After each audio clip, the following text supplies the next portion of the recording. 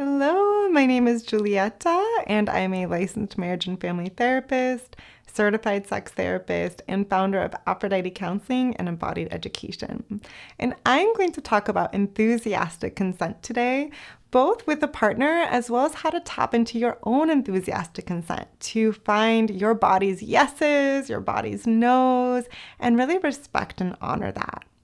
So, enthusiastic consent goes into this experience of really open and intimate communication with a sexual partner, to sharing what you both are open to sexually, what your boundaries are, sharing the things that you would like to explore, and really talking about what feels comfortable for you, what feels pleasurable for you, and not focusing on any pressure or trying to make anybody do anything that doesn't feel really grounding and nurturing and pleasurable.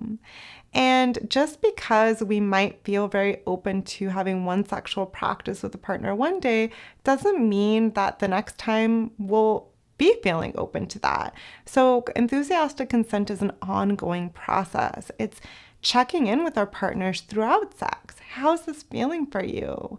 It's checking in afterwards, debriefing with each other. It's really being receptive to where our partner's at and finding that there is so much safety that we can create. And actually, the more safety that we feel with a sexual partner, the more that we can access new forms of pleasure and new forms of passion, because we're able to really just get out of our heads and be in our bodies because we know that we're going to be held.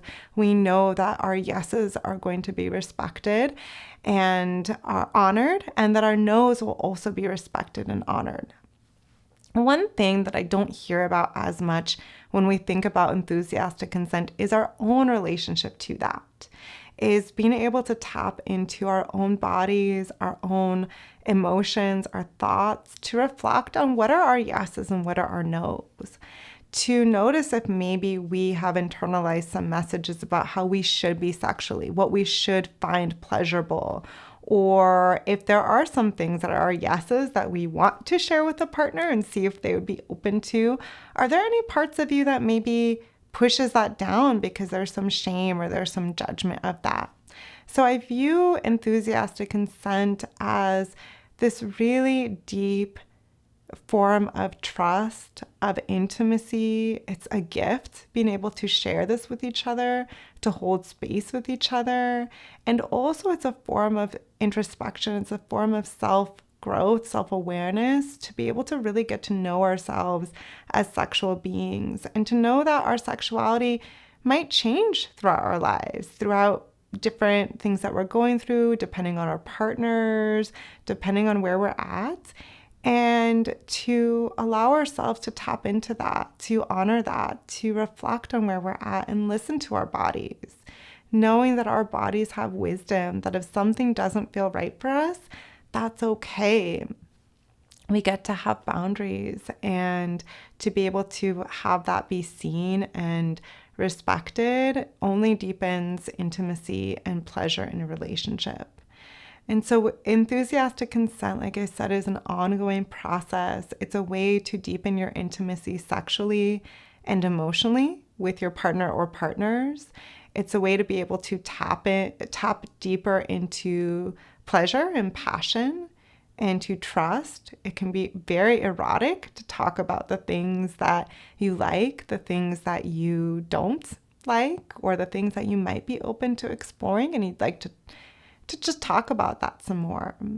There's something called the yes, no, maybe list, which is a really great practice where you and your partner can go over a checklist together of the things you might be open to, the things you are open to, or you're definitely not open to, just to kind of start those conversations about consent and enthusiastic consent and fantasies and the things we like and maybe don't resonate for us sexually.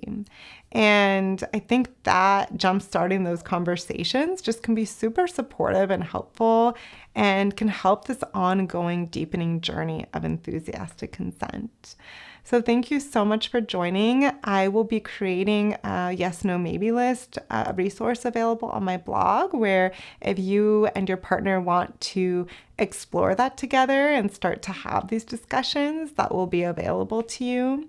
You can also just take a moment to do a little bit of a meditation and reflect on your sexuality, what feels authentic to you, what your boundaries are, what feels pleasurable to you, and start to make that a process with your partner to talk about that.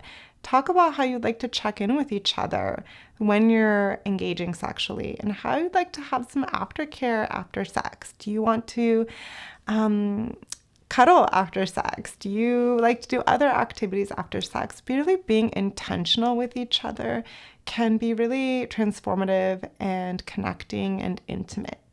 So thank you so much for joining, and I hope that some of these practices feel supportive and that you can really connect deeply with one another, with you and your partner or partners, as well as who you are as a sexual being, and finding new ways to honor that and to listen to your own wisdom in your body and your pleasure.